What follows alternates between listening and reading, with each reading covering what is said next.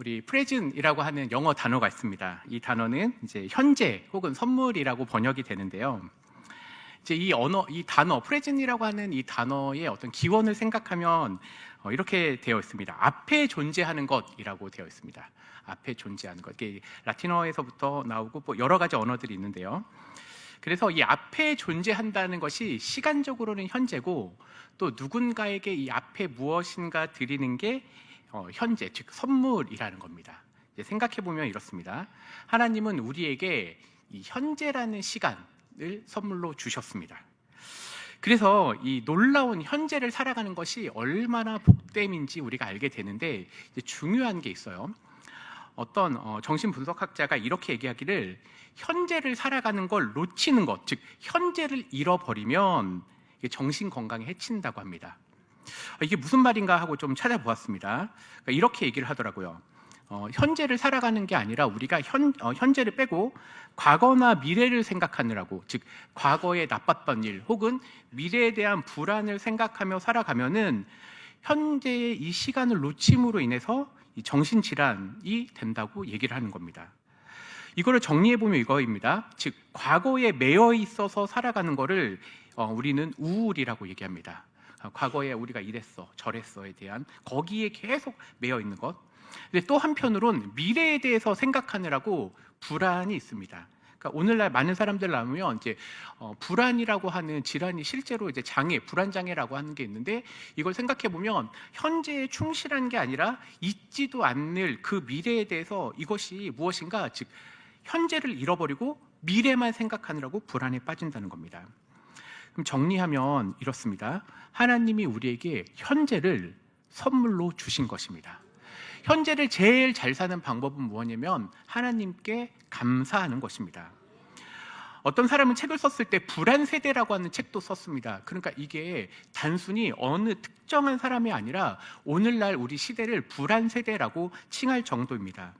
그러니까 요즘 사람들은 정신적으로나 마음적으로나 이 세대, 로마서 12장 2절의 말씀을 보면 이 세대, 불안 세대라고 얘기하거나 혹은 우울에 갇히거나 불안에 갇혀있는 이 세대를 본받지 말고 오직 마음을 새롭게 함으로 변화를 받아, 우리 같이 읽겠습니다. 하나님의 선하시고 기뻐하시고 온전하신 뜻이 무엇인지 분별하도록 하라. 아멘입니다. 맞습니다. 우리가 살아가는 건 과거에 대한 것은 또 감사로 받아들이고, 미래에 아직 있지 않을 일도 누구가 역사하시냐면 하나님께서 분명히 역사하실 것을 바라보면서 가는 겁니다. 우리는 그렇게 현재를 바라보면서 나아갈 것이고요. 그렇기 때문에 우리 한 사람 한 사람은 살아가는 데 있어서 하나님이 나에게 주신 사명이 분명히 있다. 내가 지금 해야 되는 일이 있고, 그리고 앞으로도 하나님께서 나의 삶을 가장 좋은 것으로 이끌어 가신다라고 하는 그런 믿음이 우리에게 있어야 됩니다. 그래서 믿음의 사람들에게는 사명이 있습니다. 이 사명을 가지고 살아가는데, 그러면 오늘 히브리서 11장을 통해서 믿음의 사람들은 어떻게 살았는지, 그리고 또 우리는 그 말씀을 통해서 우리는 현재 어떻게 살아가야 되는지 한번 말씀을 통해 알아보도록 하겠습니다. 첫 번째는 이겁니다. 왕의 명령을 무서워하지 않는 모세의 부모입니다. 마가복음 5장 36절에 보면 예수께서 그 하는 말을 곁에서 들으시고 회당장 야이로에게 이르시되 두려워하지 말고 믿기만 하라고 되어 있습니다. 부모들은 사실은 자기를 위한 건 그렇게 이제 걱정을 안 하실 거예요. 물론 걱정이 전혀 안 되는 건 아니죠. 근데 항상 우리의 걱정은 자녀들입니다. 자녀가 어떻게 하면 좋을까? 자녀들에게 어떤 선택을 하면 좋을까? 그래서 이제 우리 성인 자녀죠. 성인 자녀가 예를 들면 결혼할 배우자가 데려온다고 하면 기대가 되세요? 마음이 막 두렵고 떨리세요? 도대체 얘는 왜 안 데리고 오는가, 이런 생각이 드세요? 그런데 히브리서 11장에 보면 모세의 부모는 어떠하였는가라고 하니까 히브리서 11장 23절에 이렇게 되었습니다. 왕의 명령을 무서워하지 아니하였다고 되었습니다. 사실 오늘날에는 왕이 없어요. 그러니까 우리는 왕의 명령을 두려워하지 않을 거예요. 그런데 이 왕의 명령이라고 하는 것을 조금 변형을 한번 시켜보겠습니다. 뭐냐면 우리의 자녀들을 키우는 데 있어서 어떤 걸 두려워하냐면, 즉 시대가 원하는 아이로 키우고 싶어 해요. 앞서서 얘기했지만 이 시대는 우울과 불안 사이에 있는 시대라고 얘기했습니다. 그러니까 우리 자녀들이 커가는 데 있어서 우리의 자녀들의 기준이 이 시대에 적당한, 즉 이 시대의 눈으로 성공하는 자녀가 되기를 소망한다 이겁니다. 저 역시 물론 그런 생각들이 되고요. 그런데 모세의 부모는 어땠느냐라고 하니 모세의 부모는 결국 하나님의 방법, 왕의 명령을 두려워하지 않고 그 말은 이제 하나님이 찾으시는 아이로 키우기를 소망했다는 겁니다. 제가 최근 뉴스를 봤는데 이런 뉴스를 봤습니다. 혹시 보셨는지 모르지만 4살도 고시를 보고 7살도 고시를 본다는 겁니다. 우리가 알면 고시는 옛날에 법고시 있고 뭐 이런 고시, 임용고시 이런 게 있잖아요. 제가 찾아봤습니다. 초등 의대반이 있다고 합니다. 그런데 거길 가려면 4살 때, 자, 잘 들어보세요. 4살 때는 영어 유치원에 들어가기 위해서 시험을 준비해야 돼요. 손자, 손녀들 놓고 기도하실 때 4살이다. 그러면 얘가 영어 유치원 가야 되나 그 준비를 해야 되고 7살 반은 이렇습니다. 그 초등 의대반 영어 학원에 가려면 7살 때 미국에서 쓰는 교과서로 공부를 해야 된다고 하는 걸 저도 처음 알게 되었습니다. 이게 좋은 일인지는 잘 모르겠습니다. 요즘엔 또 이런 학원도 있다고 합니다. 줄넘기 학원. 네, 저는 초등학교 때 죄송합니다. 국민학교 다녔는데 그때는 줄넘기 학원이라는 게 있는지도 몰랐습니다. 그냥 부모님, 이제 선생님이 이제 줄넘기 몇 개 해라. 그러면 집에 가서 코피 쏟을 만큼 열심히 준비하고 갔는데 요즘에는 줄넘기도 학원을 다녀야지 애들이 잘한다고 합니다.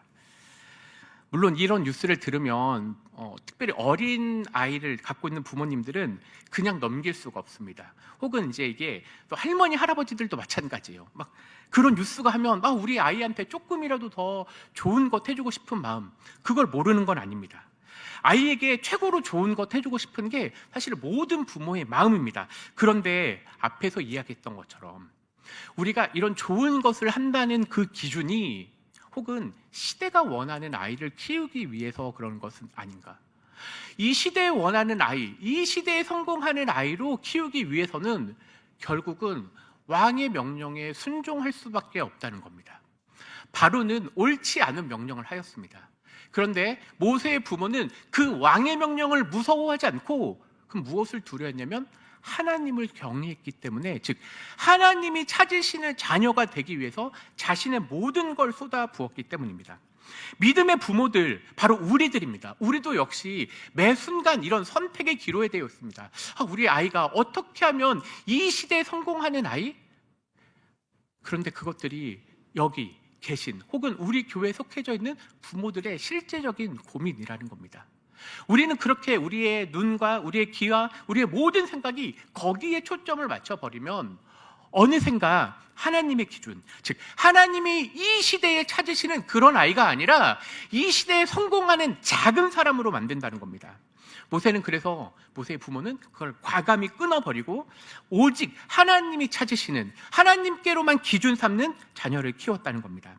기도하옵기는 우리 교회에 속해져 있는 모든 성도 그리고 모든 부모들이 이 시대에 성공하는 아이가 아니라 정말로 하나님이 찾으시는 아이가 되고 또 그것들을 기준 삼아 자녀들을 양육하는 모두가 되기를 소망합니다. 물론 그렇다고 우리 아이들이 영어 학원 보내지 말자 이런 말 아닙니다. 보낼 수 있죠. 그런데 아이들이요, 고등학교를 입학하고 공부 열심히 하는 친구들이 대학 가면서 이런 고민을 하는 거예요. 저는 실제적으로 그 아이들 계속 보니까 목사님 뭐 해야 될지 모르겠어요. 그러니까 우리 고민은 뭐냐면요, 아이한테 그걸 왜 하고 싶은지를 항상 물어보고 그 기준이 항상 하나님이어야 된다고 소망하면 됩니다. 너희들이 정말로 의사를 꿈꾸고 있다면 단순한 의사가 아니라 하나님이 이 시대에 정말로 좋은 의사들이 필요로 하고 있단다.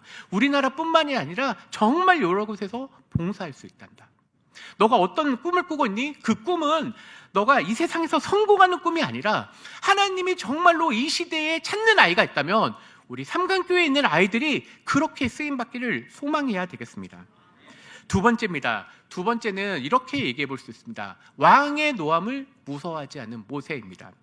우리는 모세의 이야기를 많이 알고 있습니다. 모세는 어릴 때 바로의 공주, 즉 사실은 왕의 선택으로 갈 수 있는 그런 확률적인 게 아주 높은 자리에 가게 되었습니다.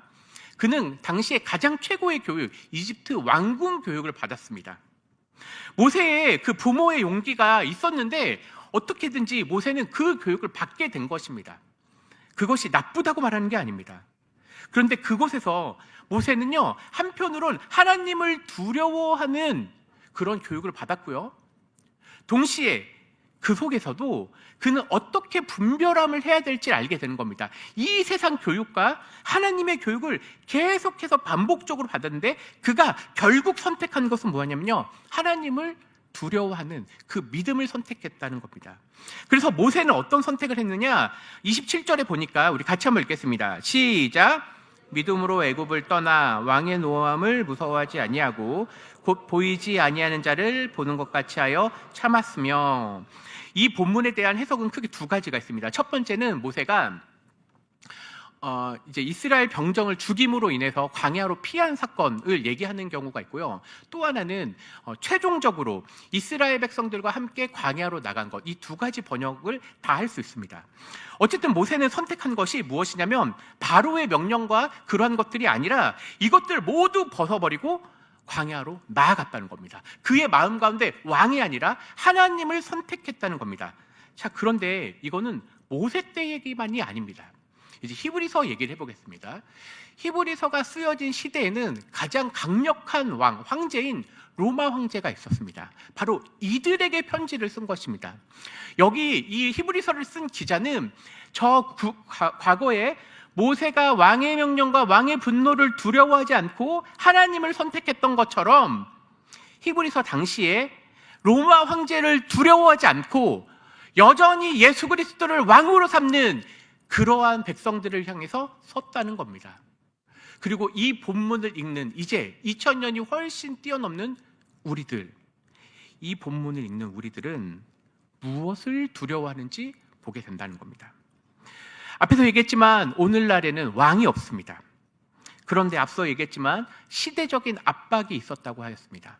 부모들도 그러한 두려움 속에 있습니다. 근데 실제로 우리는 어떠한 문화 속에 살고 있냐면 이런 것입니다. 하나님이 없다라고 하는 문화 속에서 살고 있습니다. 예를 들면 우리 아이들 중에 어떤 아이들은 과학이라고 하는 영역으로 나아갑니다.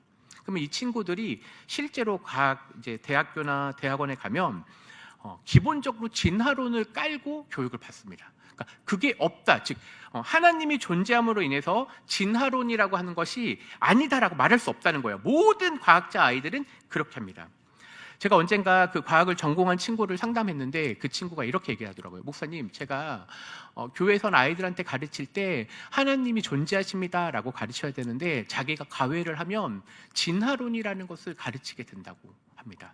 근데 제가 그 친구만의 문제일까? 여러 가지 이야기를 들어보니까 지금 실제로 우리 청년부 있는 학생들 그곳 가운데서도 과학이라는 걸 배우는데 그 영역 가운데 하나님이 존재하지 않는다라고 하는 그 어떤 과학적인 현실 뿐만이 아니라 사회적 문화도 마찬가지입니다. 하나님을 거룩한 존재라고 우리가 배웠는데 막상 미디어에서 나오는 것은 어떻죠? 목사가 가장 악독한 어떤 문화를 하는 것처럼 보이는 그런 영화와 그런 드라마를 보게 됩니다. 교회에 다니는 사람들은 미디어 속에서 매우 이상한 사람들처럼 묘사됩니다. 그러니까 이러한 노함이 실제로 존재하고 우리는 여기에서는 좋다고 하지만 우리가 이 교회 문 밖을 나가면 실제로 우리가 맞닥뜨리는 현실은 하나님과 또 거룩한 문화가 무시되는 세상 속에서 살고 있다는 겁니다. 여기에서 우리는 시작해야 됩니다. 우리끼리 좋은 게 아니라 저 세상 밖에서 우리의 실제적인 학생들이 하나님이 없다라고 하는 문화와 그리고 교회의 문화가 거룩함이라는 걸 무시하는 그런 문화 속에서 살아가는데 우리는 어떻게 얘기해야 될 것인가? 또 심지어 이렇습니다. 이들은 하나님을 무시하는 것뿐만이 아니라 무법한 시대로 살아갑니다. 이 법이 없다라는 것은 제가 얘기하는 건 율법이 없는 걸 얘기하는 겁니다. 우리는 교회에서 어릴 때부터 하나님 앞에 살아가는 코람데오라고 하는 문화를 배워서 살아갑니다. 그래서 학교에서 저도 시험 볼 때 감독자가 없이 우리는 시험을 보았습니다. 신학대학원에서 시험 볼 때 감독자가 없이 그냥 시험지를 나눠주고 하나님 앞에서 시험 보라고 하면서 저희는 시험을 보고 그렇게 냈습니다. 근데 실제로 우리 학생들이 맞닥뜨린 거는 예를 들면 숙제를 요즘 하세요라고 얘기하면 AI나 이런 GPT를 사용해서 숙제를 내는, 그러니까 모두가 다 그렇게 하는 거예요. 자, 이런 시대 속에서 우리 아이들이 거룩함을 놓고 싸워야 된다는 겁니다. 심지어 더 좋은 점수를 내기 위해서는 우리는 주일날 교회 와서 섬겨야 되고 여러 가지 것들을 하나님 앞에 드린다는 것 속에서 희생해야 되는데, 자, 그런데 그때 모세는 왕의 노함을 무서워하지 않는다고 하였습니다. 이제 우리의 자녀들, 그리고 여기 있는 청년들, 나아가 우리 다음 세대들에게 무엇이 옳고 그른지 이야기해 주어야 됩니다. 누군가는 이렇게 살아가는 방식에 대해서 이렇게 얘기합니다. 어리석다. 그러니까 하나님을 믿는 우리들을 향해서 거룩함을 추구하는 우리들을 어리석다고 얘기합니다. 근데 우리는 오늘, 그리고 지금 저도 역시, 그리고 모든 목사님들이 하나님 앞에서 살아갈 것을 얘기합니다. 그리고 여기 상당히 계신 부모님들도 다 자녀들에게 하나님 앞에서 살아가라고 얘기할 것입니다. 그게 무엇이냐면 왕의 노함을 무서워하지 않는다. 보이지 아니하는 자를 보는 것 같이 찾는다라고 하였습니다. 우리는 이 시대와 다른 교육을 해야 됩니다. 그게 심지어 성공의 가능성도 매우 적은 것입니다. 그런데 27절 말씀처럼 이 시대에 왕의 노함을 무서워하지 않고 그럼에도 불구하고 보이지 않는 하나님을 향해서, 그리고 하나님을 모시고 사는 이 시대의 낮은 수준의 윤리가 아니라 저 높은 하나님 나라의 수준으로 살아가는 게 우리, 그리고 다음 세대가 되어야 하겠습니다.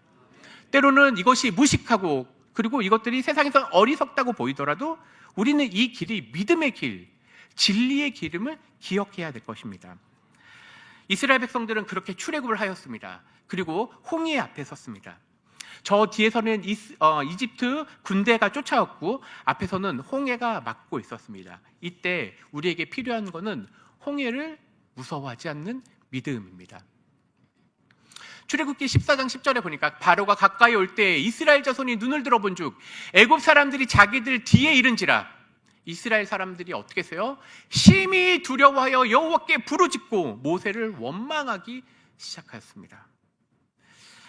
하나님께서는 이스라엘 백성들에게 자유라고 하는 선물을 주셨습니다.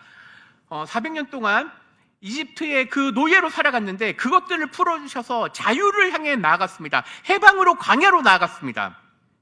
그런데 그들에게 첫 번째 시험이 바로 홍해 시험이었습니다. 많은 사람들은 홍해와 애굽 사이에서 갈팡질팡, 진퇴양난의 그 순간에 빠져든 것입니다. 이때 하나님께서는 어떻게 역사하셨을까요? 그건 바로 하나님께서 하나님 나라의 교육을 받았고 또 이집트의 교육도 받았던 그 모세를 불러 사용하신 겁니다. 14장 13절에 모세에게 이렇게 얘기합니다. 모세가 백성에게 이르되, 같이 한번 읽겠습니다. 너희는 두려워하지 말고 가만히 서서 여호와께서 오늘 너희를 위하여 행하시는 구원을 보라. 아멘. 하나님께서는 어떻게 역사하실까요? 성경을 모르는 사람들은 기적이라는 것을 요행으로 바라고 있습니다. 그런데 우리는 이 시대적인 어려움, 그리고 내 계획으로는 도저히 보이지 않는 그런 순간에 하나님께서는 역사하신다는 겁니다. 특별히 오늘날 130년 전에 우리 조선을 생각해 보면 우리 조선 후기는 어땠죠? 바로 광야처럼, 그리고 깜깜한 시대를 살아갔습니다. 마태복음 4장 16절에 흑암에 앉은 백성, 사망의 땅과 그늘에 앉은, 그게 바로 우리나라의 현실이었습니다. 여러 가지 나라의 어려움이 있었습니다. 그런데 이것을 극복한 방법이 무엇이죠? 바로 하나님께서는 우리 이 땅에 선교사들을 보내셔서 복음의 문을 열어주셨습니다. 그리고 그 선교사들을 통해서 병원과 학교, 그리고 교회를 지어서 수많은 하나님 나라의 일, 그러니까 이렇게 생각하셔야 돼요. 조선이라고 하는 나라는 후기에 자기 힘으로는 어떤 어려움도 극복할 수 없는 여러 열강들 속에서 패해 있었던 바로 그곳에서 하나님께서 하나님의 사람, 선교사들을 보내셔서 복음을 듣게 하시고 이 땅 가운데 막혔던 그 홍해를 열어주십니다. 이 홍해 사건에 대해서, 이 홍해가 열어젖히는 사건을 우리가 눈으로 보는 게 쉽지가 않죠. 제가 예전에 이화여대에서 잠깐 성경 공부를 했습니다. 근데 거기에 가면은 이런 건물이 있습니다. 이 건물은 이제 ECC라고 얘기하는데, 여기 가면은 이 건물을 지은 사람이, 이 설계한 사람이 이렇게 되었어요. 홍해와 같이 가로막혔던 것을 여는 걸 실제로 형상으로 보여주고 싶었다라고 하면서 이 ECC 건물을 이제 세웠습니다. 제가 이화여대를 생각해 보면 이렇습니다. 조선 후기에, 특별히 조선 후기 자체도 힘든데 그 당시에 여성들은 더 어려움에 있었습니다. 근데 하나님께서는 하나님 나라의 일꾼들을 부르셔서 그렇게 선교사로 보내시고, 특별히 이 시대의 시대적 사명을 위해서 이화여대라고 하는 것을 열어서 그곳에서 복음을 듣게 하시고, 오늘날 여러 가지 이화여대 자체 신학과는 조금 그런 부분이 있지만 그곳에 수많은 크리스천들이 오늘날 우리나라 여성 지도자로 활동을 하고 있습니다. 그렇게 홍해를 막고 있었던 것이 열어젖히면서 시대의 사명, 그래서 오늘날 우리는요, 남자와 여자가 같은 공간에 있습니다. 안 그랬으면 우리는 기역자로 있으셨어야 하고 같이 이렇게 같이 앉아 있을 수도 없는, 그런데 하나님께서 그렇게 시대를 열어놓고, 그리고 그러한 것들이 시간이 흐르면서 어떻게 됐죠? 한국은 세계 선교의 아주 큰 부분을 차지하는 나라로 바꿔주셨다는 겁니다. 우리가 생각하기에는 우리나라는 흑암에 앉은 그러한 것들로 보였는데, 홍해에 가로막혀서 그 무엇이 보이지 않았는데, 가만히 서서 하나님을 바라보니 하나님께서는 막혀있던 바다를 열어놓으시고 무서워하지 말라, 두려워하지 말라라고 얘기하셨습니다. 이제 말씀을 정리해 보겠습니다. 오늘 설교의 제목은 무서워하지 않는 믿음입니다. 우리는 오늘날 살아갈 때 실제로 믿음의 공격들을 받고 있습니다. 그것은 세상 밖에서 뿐만이 아니라 때로는 가정에서도 일어나고 수많은 믿음의 공격이 있습니다. 근데 어떻게 이것을 이겨내실 건가요? 바로 그건 하나님을 바라보는 것입니다. 무엇인가 우리 힘으로 할 수 있는 부분들이 있지요. 그런데 홍해는 그걸 도저히 이겨낼 수 없었습니다. 이스라엘 백성 힘으로는 홍해를 가를 수도 없었고 저 뒤에 쫓아오는 애굽 군인을 물리칠 힘도 없었습니다. 그런데 하나님을 바라보았을 때 그 길이 열렸습니다. 히브리서 11장에 기록된 시대는 로마의 핍박이 있었고 유대교의 핍박이 있었습니다. 그곳 가운데 소수의 크리스천들은 그 믿음을 지키는 방법들이 그저 조용히 당하는 것밖에 없었습니다. 그런데 2000년이 지난 지금 로마는 없습니다. 그런데 오늘 우리는 여전히 교회라고 하는 복된 소식을 전하는 크리스찬으로서 지금까지 연결되어 있고요. 우리는 또 주님이 오시는 그날까지 믿음의 싸움을 끝까지 할 것입니다. 이것이 두려움을 이기고 무서워하지 않는 믿음입니다. 이 믿음을 소망하십니까? 그렇다면 우리가 하나님을 바라봅시다. 하나님께 감사하며 현재라고 하는 것, 내가 보기엔 과거의 그것들에 대해서 묶여있지 말고 미래에 대해서도 불안을 갖지 말고 하나님께서 나에게 현재 이 시험을 주셨으니 주님 감사합니다. 이 믿음과 이 감사를 가지고 두려워하지 않고 무서워하지 않는 믿음 갖는 모든 성도들이 되기를 간절히 소망합니다. 기도하겠습니다.